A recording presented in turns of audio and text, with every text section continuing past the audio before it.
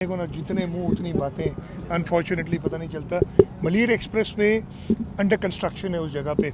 Malir express way दरिया के ऊपर एक बंद बन रहा है प्रॉपर, तो ज़रूर जब पानी दरिया का आएगा और वो इनकम्प्लीट होगी तो वहाँ पे कहीं ना कहीं से पानी निकलेगा। दैट इज़ इट, कोई इशू नहीं है।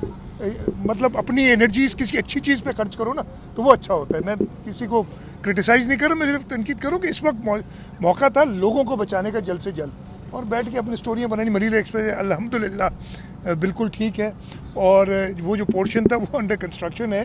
और उधर पे अगर अंडर कंस्ट्रक्शन में दरिया के चढ़ने से, इधर तो आपने देखा कि पूरे पूरे रोड बंद करने पड़ेगा। थोड़ा सा कहीं वो मिट्टी को उसने कहा है तो कोई इशू नहीं है।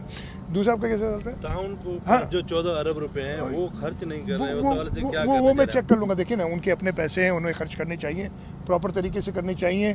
और नहीं कर रहे तो हमारे पास एक सिस्टम मौजूद है, लोकल गवर्नमेंट कमीशन है जो ज़रूर उसका करेगी। मैं डायरेक्टली इंटरवीन करने वाला शख्स हूँ नहीं कि जाके खुद इंटरवीन करूं, लेकिन जो सरकारी तरीक़ेकार है वो ज़रूर अमल में आएगा।